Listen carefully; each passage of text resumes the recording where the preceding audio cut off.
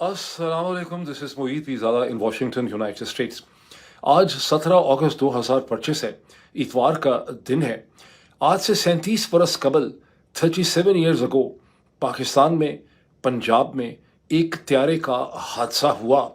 एक त्यारा हवा में फट के तबाह हो गया। उस वक़्त के चेयरमैन सेनेट जनाब गुलाम इसहाक़ खान साहब की जो पश्तो वाली उर्दू थी, उसमें उन्होंने कहा कि जब त्यारा हवा में बुलंद हुआ तो पट के तबाह हो गया। इस त्यारे के अंदर उस वक़्त के पाकिस्तान के आर्मी चीफ और सदर जनाब ज़ियाउल हक मरहूम अपने DGISI जनरल अख्तर अब्दुर्रहमान, जिन्हें फ़ातेह अफ़गानिस्तान भी कहा जाता था, उनके साथ थे। बहुत से सीनियर अफसरान इस त्यारे में थे और उनके साथ ही अमरीकी एम्बेसडर ऑर्नल्ड रॉफेल और अमेरिका के उस वक़्त के डिफेंस अटैचे जो हैं, वो भी इस हादसे में जाँ बहक हुए। उस वक़्त पाकिस्तान में आम तौर पे कहा जाता था कि जनरल ज़ियाउल हक को बहुत ज़्यादा ख़तरा था कि शायद उनको मारने की कोशिश की जाएगी अमेरिका की तरफ से, इसलिए वो अमेरिकन एम्बेसडर को और अमेरिकन डिफेंस अटैचे को अपने साथ ही रखते थे, एक पासपोर्ट या इम्यूनिटी या हिफाजत के तौर पे। लेकिन ये बात शायद सही नहीं है। पाकिस्तान की हुकूमत ने और अमेरिका की हुकूमत दोनों ने अपनी इंक्वायरीज़ इसमें की और दोनों इस नतीजे पे पहुँचे कि ये त्यारे का हादसा एक हादसा था, ये कोई असैसिनेशन अटैम्प्ट जो है वो नहीं थी। लेकिन मैंने जब भी इसके हवाले से लोगों से बात की, फॉर इंस्टेंस जनरल ज़ियाउल हक मरहूम के साहिबजादे इजाज़ुल हक साहब के साथ मेरी बहुत तफ़सीलन इस इशू पे एक दफ़ा बात हुई। इसी तरह से जनरल अख्तर अब्दुर्रहमान के साहिबजादे हुमायूं अख्तर खान साहब से मेरी बहुत तफ़सीलन बात हुई और दोनों जिनके साथ मेरे बहुत अच्छा ताल्लुक़ रहा है। अब तो ज़ाहिर है हालात ही इस किस्म के हो गए हैं, पता नहीं वो मेरे बारे में क्या सोचते होंगे जिस किस्म की मैं बातें करता हूँ। लेकिन उस स्टेज पे इंतहाई कॉन्फिडेंस में दोनों ने मुझे उन्होंने यही बताया कि वो इसी नतीजे पे पहुँचे हैं कि इस हादसा ये कोई हादसा नहीं था, ये एक असैसिनेशन थी, ये एक टेररिज्म थी और इसके पीछे वाशिंगटन और इसके पीछे CIA थी। और इस त्यारे के हादसे में उस वक़्त के वाइस आर्मी चीफ जनाब जनरल मिर्ज़ा असलम बेग साहब जो हैं वो पाकिस्तान के आर्मी चीफ बन गए। वो समहाउ और द अदर उस वक़्त उस त्यारे में शामिल नहीं थे। उनका अपना एक अलग हेलीकॉप्टर था जिसमें वो वहाँ से उस मिलिट्री बेस से वापस रवाना हुए। जनरल ज़ियाउल साहब के बारे में एक आम फीलिंग ये है कि उनके साथ ये हादसा इसलिए हुआ कि वो उस वक़्त एक स्टेट ऑफ माइंड में जा चुके थे, वो मर्द मोमिन बन चुके थे और अफ़गानिस्तान की जंग के बाद वो अफ़गानिस्तान के जिहादियों को और मिलिटेंट्स को अब इंडियन ऑक्यूपाइड जम्मू और कश्मीर में भेज रहे थे और मगरब को उनकी ये रविश कोई बहुत ज़्यादा वाशिंगटन को पसंद नहीं थी। और शायद इसके साथ एक बहुत बड़ी वजह ये थी कि वो एक ऐसी स्टेट ऑफ माइंड में थे कि जब वाशिंगटन चाहता था कि पाकिस्तान के अंदर एक पॉलिटिकल प्रोसेस को रिज्यूम किया जाए, किक स्टार्ट किया जाए, तो जनरल साहब उसके रास्ते में एक बहुत बड़ी रुकावट थे। अपनी ही बनाई हुई जो हुकूमत थी प्राइम मिनिस्टर जुनेजो की, उससे उन्होंने मई 1988 के अंदर उन्होंने उसका गला घोंट दिया, जबकि जुनेजो साहब को समरली उन्होंने डिसमिस कर दिया था। पाकिस्तान के मशहूर popular world renowned author Mohammed Hanif ने ये जो ट्रेजेडी है, इस ट्रेजेडी को उन्होंने एक पॉलिटिकल सैटायर के अंदर बहुत खूबसूरती से लिखा है, जिस किताब का नाम है केस ऑफ एक्सप्लोडिंग मैंगोस। मेरी बड़ी कोशिश और ख्वाहिश है कि मैं किसी तरह से मोहम्मद हनीफ साहब का इस किताब के हवाले से और उनकी जो लिटरेरी अचीवमेंट्स हैं उसके हवाले से उनके साथ एक डिस्कशन करूं, एक इंटरव्यू करूं, लेकिन समहाउ और द अदर मुझे इसमें कामयाबी नहीं हो पा रही। अगर आप में से किसी का मोहम्मद हनीफ से रब्ता है या आपकी दोस्ती है तो कम अज़ कम ये रिक्वेस्ट उन तक पहुँचाएँ कि हम एक बहुत अच्छी डिस्कशन जो है केस ऑफ एक्सप्लोडिंग मैंगोस के हवाले से कर सकते हैं। अभी आगे चलते हैं और वापस आ जाते हैं 2025 के अंदर। 2025 में गुज़श्ता 24 घंटे में पाकिस्तान के प्रेजेंट आर्मी चीफ और फील्ड मार्शल इज़्ज़त माब जनाब आसिम मुनीर साहब जो हैं, उनके बारे में बहुत से लोगों ने ये इल्ज़ाम लगाया है। मैंने पिछले वीलॉग में भी देखा है, वहाँ से भी बहुत से लोगों ने ये कमेंट किया है कि जनरल मौसूफ जो है वो गॉड कॉम्प्लेक्स में मुब्तला है। वैसे तो जनरल साहब ने इसका कॉन्टेक्स्ट ये है कि सुहेल वड़ाइच साहब के ज़रिए उन्होंने जो पैगाम दिया है पाकिस्तान की कौम को, जो उनके कॉलम के ज़रिए उन्होंने दिया है, जो ब्रसल्स में उनसे 2 घंटे की मुलाकात हुई थी, वैसे तो उस कॉलम के किसी भी लाइन और किसी भी हिस्से से कोई खुश नहीं है। हर तरह से ही लोग रंजीदा हैं, उसके हवाले से बहुत उसकी कॉन्डमनेशन हो रही है मसलसल गुज़श्ता 24-36 घंटों से। लेकिन उसकी जो एक चीज़ है उस पे लोगों के बहुत 14 तबक रोशन हुए हैं, جہاں جنرل صاحب نے فیلڈ مارشل صاحب نے یہ کہا ہے کہ ابلیس جو ہے اس نے بھی معافی مانگی تھی، معافی مانگ کے ہی اس کو پرابلی جو یہ ابلیس نے معافی نہیں مانگی تھی، باقی سب نے معافی مانگ لی تھی فرشتوں نے، ابلیس نے معافی جو ہے وہ نہیں مانگی تھی۔ یہ جو ایک ریلیجس انووکیشن کی ہے جنرل صاحب نے، اس پہ لوگ بہت زیادہ بھرم ہے، شاید جنرل صاحب کو اس پہ نظر ثانی کریں کہ انہوں نے کیا کچھ کہہ دیا ہے۔ پاکستان تحریک انصاف کا اس معافی کے حوالے سے جو رسپانس ہے وہ آپ پاکستان تحریک انصاف کا جو آفیشیل ٹویٹر ہینڈل ہے وہاں جس قسم کے کامنٹس لگائے گئے ہیں، سلائیڈز لگائی گئی ہیں، جو بینٹر بازی وہاں پہ ہو رہی ہے، اس سے آپ اس کا اندازہ لگا سکتے ہیں۔ ایک جو بہت ہی مؤثر میں نے وہاں تصویر دیکھی ہے جس میں پاکستان کے جتنے بھی پرانے آرمی کے جرنیل اور ڈکٹیٹرز ہیں ان سب کی ایک تصویر لگی ہوئی ہے، جس میں آپ جنرل ایوب کو دیکھ سکتے ہیں، جنرل یحییٰ کو دیکھ سکتے ہیں، جنرل ضیاء کو دیکھ سکتے ہیں، وہاں پہ آپ جنرل مشرف کو دیکھ سکتے ہیں، جنرل باجوہ کو دیکھ سکتے ہیں، اور جنرل عاصم منیر کو دیکھ سکتے ہیں۔ اور اس کے اوپر غالباً کچھ اس طرح سے لکھا ہے کہ پہلے اپنے کالے کرتوتوں کی معافی مانگو پھر کسی اور سے معافی مانگنا۔ پاکستان میں اس قسم کی تصویریں، اس قسم کی سلائیڈز نہیں ہوتی تھیں، اگر ہوتی بھی تھی تو کسی کو انہیں ڈسکس کرنے کی ہمت نہیں ہوتی تھی۔ سمجھدار لوگ سمجھ نہیں پا رہے کہ چیزیں کسی لیول سے گزر چکی ہیں۔ بہرحال ایک اور بھی ہے جہاں لوگ یہ کہہ رہے ہیں ایک اور سلائیڈ میں کہ پہلے عدت جیسا کالا قانون بنانے اور گھٹیا حرکتیں کرنے کی معافی مانگو۔ کوئی کہتا ہے کہ 8 فروری 2024 کے الیکشن چوری کرنے کی معافی مانگو۔ کوئی کہتا ہے کہ ہمارے اوپر جو دروازے توڑ توڑ کے ظلم کیا ہے پہلے اس کی معافی مانگو۔ بہرحال اس سے قطع نظر پاکستان کے prominent television anchor person, podcaster, commentator جناب وجاہت سعید خان صاحب جو ہیں انہوں نے ایک بہت ہی انٹرسٹنگ نئی ٹرم جو ہے انوینٹ کی ہے، جہاں ان کا چھوٹا سا ایک ویڈیو کلپ جو ہے وہ ٹویٹر پہ آپ اسے دیکھ سکتے ہیں۔ میں نے بھی اسے ری ٹویٹ کیا، ایون میرے ری ٹویٹ کو 400 ری ٹویٹ جو ہیں وہ مل گئے ہیں۔ میں نے کوٹ ٹویٹ کیا تھا میرا خیال ہے، جس میں ان کی جو نئی ٹرم انہوں نے انوینٹ کی ہے، انہوں نے کہا کہ ویسے ایک بڑے ریسپیکٹڈ میڈلز ہوا کرتے تھے، عسکری میڈلز، لیکن اب جو صحافیوں کو میں 3-4 کو دیا گیا، میں ان کا نام نہیں لینا چاہتا، آپ سب ان سے مشہور ہستیوں سے واقف ہیں، ان کو جو عسکری قسم کے میڈل دیے گئے ہیں یہ ایکچولی عسکری میڈلز نہیں ہیں، یہ میڈلز ہیں ایس کسنگ میڈلز، ایس کسری میڈلز، جو عسکری ہستیوں کی ایسز کو کس کرنے کے اوپر آپ کو دیے جاتے ہیں۔ یہ ایس کسری جو میڈلز ہیں، اور یہ ان کا ٹویٹ میں آپ کو دکھاتا ہوں، کوشش میں کرتا ہوں کہ چھوٹا سا ٹکڑا بھی آپ کو اس کا سنا دوں۔ ایک تو ہلال عسکری ہوتا ہے، یہ ہلال عسکری نہیں ہے، یہ ہلال ایس کسری ہے۔ ہلال عسکری فوجیوں کو ملتا ہے، مگر ہلال ایس کسری ان لوگوں کو ملتا ہے جو عسکری ایس کسری کرتے ہیں۔ تو S kissing is a classic art form. آگے چلتے ہیں۔ پاکستان تحریک انصاف نے اپنی جو پولیٹیکل کیمپین اور پروٹیسٹ موومنٹ تھی اسے فی الفور روک دیا ہے، اور روکنے کی وجہ بڑی جنون ہے۔ وہ کہہ رہے ہیں کہ تمام ورکرز کو حکم دیا ہے کہ خیبر پختونخوا کے طول و عرض میں بنیر کا حال آپ سن چکے ہیں، اپنا آباد کا حال آپ سن چکے ہیں، وہاں جو سیلاب کی تباہ کاریاں ہیں وہاں پہ ورکرز کو یہ انسٹرکشن دی گئی ہے کہ وہ لوگوں کی مدد کرے، اور ہر قسم کی پولیٹیکل ایکٹیویٹی ادروائز جو ہے اسے روک دیا گیا ہے۔ سیلاب کی صورتحال خراب سے خراب تر ہوتی چلی جا رہی ہے۔ خبریں مسلسل آ رہی ہیں، وارننگز ہیں کہ مانسون کی رینز جو ہیں آنے والے دنوں میں مزید انٹینسیفائی ہو جائیں گی اور پنجاب کا بھی رخ جو ہے وہ اختیار کریں گی۔ صرف بنیر کے حوالے سے اگر آپ دیکھیں، کے پی کے حوالے سے جو آفیشیل ڈیتھ ٹول ہے وہ 340 کا فگر جو ہے وہ پاکستان کے اخبارات میں کوٹ کیا جا رہا ہے، لیکن صرف بنیر سے لوگ کہہ رہے ہیں کہ اس سے کہیں زیادہ لوگ جو ہیں وہ صرف بنیر کے اندر جہاں بحق ہوئے ہیں، لوگ 1000 کا فگر جو ہے وہ کوٹ کر رہے ہیں۔ وہ کہہ رہے ہیں کہ جب صورتحال پوری طرح سے واضح ہوگی تو آپ کو پتہ چلے گا کہ کتنا نقصان ہوا ہے۔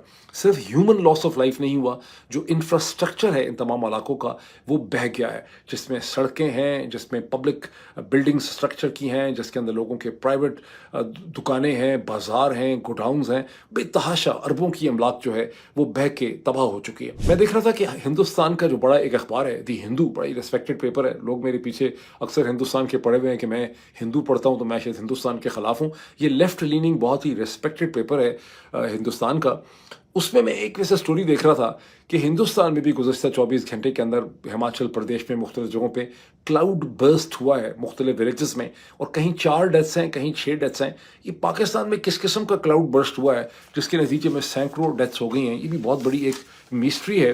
ابن صفی کے ناول کی طرح اس کی بھی کبھی انویسٹیگیشن جو ہے ہونی چاہیے۔ آگے چلیں کہ بنیر میں تو چلیں فلڈز ہیں، وہاں تو چلیں اللہ کی مطلب ایک اللہ کی کوئی سزا مل رہی ہے لوگوں کو، یہ اللہ کا اب کیا کہیں گے اس کو، وہ تو مشیت عزدی ہے بنیر کے اندر جس قسم کے فلڈز ہیں۔ لیکن باجوڑ میں پاکستان کی سرکار نے वहाँ पे कर्फ्यू नाफिज किया हुआ है और 17 तारीख से 21 तारीख तक बाजोड़ डिस्ट्रिक्ट के ममौंद तहसील के 24 मकामात में लोगों को स्ट्रिक्टली कहा गया है कि बाहर न निकलें वरना उन्हें गोली मार दी जाएगी। ये अजीबोगरीब किस्म की पाकिस्तान की सूरत हाल है। इसी किस्म की मिलती जुलती सूरत हाल जो है वो बलूचिस्तान में भी है।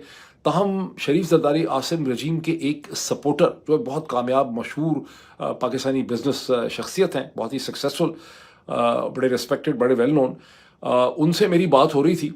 वैसे वो कहते हैं कि मैंने कहा कि मैं आपके जो ये कमेंट्स और आपके जो ख्यालात हैं वो अपने वीलॉग में मैं लोगों को बताना चाहता हूँ। मैं कहूँगा कि रजीम के एक सपोर्टर की ये फीलिंग्स हैं इस वक्त की पॉलिटिक्स के बारे में। तो कह रही नहीं, मैं रजीम का सपोर्टर नहीं हूँ। तो मैंने कहा, मैं कह देता हूँ कि आप मिलिट्री के सपोर्टर हैं, आप इस्टेब्लिशमेंट के पाकिस्तान की फ़ौज के सपोर्टर हैं। उन्होंने कहा नहीं, मैं पाकिस्तान का सपोर्टर हूँ।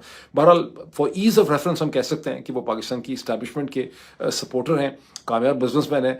वो मुझे ये बता रहे हैं कि पाकिस्तान ने, उन्होंने मुझे कहा कि doctor Moeed, things could not have been better. इस वक्त पाकिस्तान में जितनी सेंस ऑफ डायरेक्शन है और पाकिस्तान के हालात जितने अच्छे हैं इन टर्म्स ऑफ मईशत, economics, in terms of politics, in terms of strategic strength, इतने कभी नहीं थे। तो मैंने खासा हैरान होकर उनको पूछा कि ये बेसिस आपने कैसे कंक्लूड किया। वो कहते हैं कि जहाँ तक इकॉनमी का ताल्लुक है तो पाकिस्तान की इंपोर्ट्स तो हमेशा ही एक्सपोर्ट्स से ज़्यादा हुआ करती थी। तो पाकिस्तान के हर साल आने वाले हालात बुरे ही होते हैं। तो इकोनॉमिक इक्वेशन को तो आप निकाल ही दें, बस थोड़ी बहुत स्टेबिलिटी जो है वो नज़र आ रही है। इस लिहाज से बहुत अच्छी बात है कि हालात मज़ीद ख़राब नहीं हो रहे। पॉलिटिक्स के बारे में उनका कहना है कि पॉलिटिक्स में बड़ी पॉजिटिव किस्म की प्रोग्रेस हो रही है। मेरा ख्याल है वो ये समझते हैं कि पाकिस्तान तहरीक इंसाफ की सारी को ऑप्ट हो चुकी है, लेकिन वो ओवरऑल पाकिस्तानी पॉलिटिक्स को और उसकी स्ट्रेटेजिक स्ट्रेंथ को इंटरनेशनल और रीजनल लेंस से देखते हैं, जो मुझे समझ आई। और उनका कहना ये था कि इस वक्त पाकिस्तान के एग्जाम्पलरी रिलेशनशिप हैं। एक तरफ पाकिस्तान के अमेरिका से रिलेशनशिप हैं, दूसरी तरफ पाकिस्तान के चीन के साथ रिलेशनशिप हैं। और वो हिंदुस्तान और वो नरेंद्र मोदी जो पाकिस्तान को दुनिया से आइसोलेट करना चाहते थे, जो हर वक्त कहते थे कि पाकिस्तान को हमने तनहा कर दिया, आइसोलेट कर दिया है, आज वो हिंदुस्तान खुद आइसोलेट जो है वो हो चुका है। और हिंदुस्तान जो है वो एक मसलसल एक ट्रबल में है बिकॉज ऑफ डोनाल्ड ट्रंप, जिस तरह से उनके ऊपर ट्रेड के टैरिफ्स जो हैं वो लगा रहे हैं। तो मैंने उनसे पूछा कि इसकी वजह आपको क्या समझ आती है, बल्कि उन्होंने खुद ही बताया कि इसकी वजह, उन्होंने कहा कि यह है कि जिस तरह से 1965 की जंग के बाद दुनिया ने, जो अदरवाइज़ पाकिस्तान की प्रोग्रेस में इंटरेस्टेड थी, मगरबी दुनिया, उसने ये कंक्लूजन किया कि पाकिस्तानी वॉर मॉन्गर्स हैं, गैर जिम्मेदार हैं, इररेस्पॉन्सिबल हैं, और दुनिया ने पाकिस्तान से अपना हाथ जो है उठा लिया। और उसके बाद से पाकिस्तान के लिए क्राइसिस आफ्टर क्राइसिस शुरू हुआ। उनका कंक्लूजन ये है कि हिंदुस्तान ने भी ये जो पाकिस्तान के ऊपर पोस्ट पहलगाम जंग और एग्रेशन की है, 3.5 दिन की जंग के 4 दिन की जंग की है, और जो रवैया था इसमें हिंदुस्तान के प्राइम मिनिस्टर नरेंद्र मोदी का, इसने मगरब की दुनिया को हिंदुस्तान से और नरेंद्र मोदी से बहुत ज़्यादा खौफज़दा कर दिया है। और अब नरेंद्र मोदी जो है वो वेस्टर्न लीडरशिप के साथ, ये डोनाल्ड ट्रंप की जो लीडरशिप है उससे नेगोशिएट भी नहीं कर सकेंगे, वो इतने गैर मकबूल हो चुके हैं। इस पे वैसे मैंने खासा प्रोटेस्ट किया। मैंने कहा, मैं आप ओवर रीड कर रहे हैं, ऐसा नहीं है। और डोनाल्ड ट्रंप के अपने कुछ इस वक्त मोमेंटरी किस्म की उनकी नीड्स हैं जो उन्होंने पूरी करनी है। लेकिन बहरहाल ये जो पूरा एक थीसिस है, जो आप कह सकते हैं कि इस वक्त जो प्रेजेंट डिस्पेंसेशन और रजीम है उसकी जो सपोर्ट में ताकतवर लोग हैं या सक्सेसफुल लोग हैं, वो कैसे महसूस करते हैं, वो कैसे देखते हैं, ये मैं आपको बताना चाह रहा था। तो इस पर आप कमेंट ज़रूर कीजिए। अब नरेंद्र मोदी के बारे में जो एनालिसिस इस पाकिस्तान की कामयाब बिजनेस जो हस्ती हैं, जो बिजनेस पर्सनैलिटी हैं, उन्होंने दिया, ये सही है, ये नहीं है। लेकिन नरेंद्र मोदी वाकई ही इस वक्त एक मुसीबत और ट्रबल का शिकार हैं। और हिंदुस्तान में गुज़श्ता 24 घंटे में, ये 36 घंटे पहले डोनाल्ड ट्रंप और पुतिन की जो समिट मीटिंग हुई, उसके बाद जो उम्मीद थी कि हिंदुस्तान को कुछ रिलीफ मिल जाएगी, वो उम्मीद दम तोड़ गई है जब हिंदुस्तान के एक सीनियर ऑफिशियल ने ये कंफर्म किया कि यूएस ट्रेड टीम जिसने 6th राउंड के लिए हिंदुस्तान आना था, जो कि हिंदुस्तान और अमेरिका के दरमियान बायलैटरल ट्रेड ने जो फैसला किया, दोनों साइड्स ने शुरू में ही फैसला कर लिया था कि वो बायलैटरल ट्रेड को कंक्लूड किया जाएगा by the end of October. उसके लिए 6ठा राउंड था। वो ट्रेड टीम अब 25 तारीख को, जिसने आना था 4 दिन के लिए, 25 से 29 तक, वो ट्रेड टीम हिंदुस्तान नहीं आ रही। वो क्यों नहीं आ रही, हिंदुस्तानी ऑफिशियल ने उसके ऊपर कोई कमेंट नहीं किया, कोई वजह उन्होंने नहीं बताई। लेकिन हिंदुस्तानी ज़राए अबलाग ये कहते हैं कि डोनाल्ड ट्रंप मज़ीद प्रेशर बढ़ा रहे हैं बिकॉज वो हिंदुस्तान की एग्रीकल्चर मार्केट और डेयरी मार्केट को ओपन करना चाहते हैं अमेरिकन एक्सपोर्ट्स के लिए। और हिंदुस्तान के प्राइम मिनिस्टर नरेंद्र मोदी उस पर एग्री नहीं कर रहे बिकॉज वो समझते हैं कि अगर ऐसा वो करेंगे और अमेरिकन एक्सपोर्ट्स को आने دیں گے تو ہندوستان کا جو فارمر ہے اور ہندوستان کا جو پروڈیوسر ہے, جو ڈیری پروڈیوسر ہے, جو ہندوستان کا فشرمین ہے, وہ بہت بری طرح سے سفر کرے گا. تو یہ کانٹسٹیشن ہے. لیکن نریندر مودی کو خالی یہ چیز, ڈونلڈ ٹرمپ خالی یہ چیز نہیں مانگتے. ڈونلڈ ٹرمپ یہ بھی چاہتے ہیں کہ آٹو مارکیٹ کو, آٹو پارٹس کی مارکیٹ کو, اسپیئر پارٹس کی مارکیٹ کو, ویپن مارکیٹ کو کھولا جائے. رشین ویپنس پہ, فرینچ ویپنس پہ جو ریلائنس ہندوستان کی رہی ہے وہ کم کی جائے اور امریکن ویپن سسٹم جو ہے وہ خریدے جائیں. یہ ویسے اس میں ڈونلڈ ٹرمپ کو کامیابی نہیں ہو سکے گی, بیکاز میں نے ابھی گزشتہ 24 گھنٹے میں ایک انٹرسٹنگ اسی حوالے سے نیوز رپورٹ دیکھی ہے. ویسے تو وہ ٹرکش ایک نیوز پیپر کی رپورٹ ہے جہاں پہ یہ دعویٰ کیا گیا ہے کہ F-35 کے بجائے اسپینش ملٹری نے فیصلہ کیا ہے کہ وہ ٹرکش جو جہاز ہے فائٹر کان, اس کے آرڈر پلیس کریں گے. اب وہ کان کے آرڈر پلیس کرتے ہیں, یہ نہیں پلیس کرتے, لیکن اسپینش ملٹری نے F-35 کے آرڈر جو ہیں وہ کینسل کر دیے ہیں. اپیرنٹلی انہوں نے اس لیے کینسل کر دیے ہیں کہ وہ یورپین ایکوپمنٹ جو ہے لینا چاہتے ہیں. لیکن F-35 کے بارے میں مسلسل نیگیٹو کامنٹس میں مسلسل پڑھ رہا ہوں. ہندوستان میں بھی ایک جہاز F-35 کا آ کے اسٹرینڈڈ ہو گیا تھا, اس کے بعد بھی خاصی نیگیٹیوٹی مچی. اب ہندوستانی اوریجن جو امریکن پولیٹیکل کامنٹیٹر ہیں, نیوز ویک کے ابھی بھی شاید ایڈیٹر ہیں, فرید زکریا صاحب, جو اس سے پہلے فارن افیئرس کے جو بہت ہی انفلوئنشل میگزین ہے اس کے مینیجنگ ڈائریکٹر, مینیجنگ ایڈیٹر وغیرہ رہ چکے ہیں.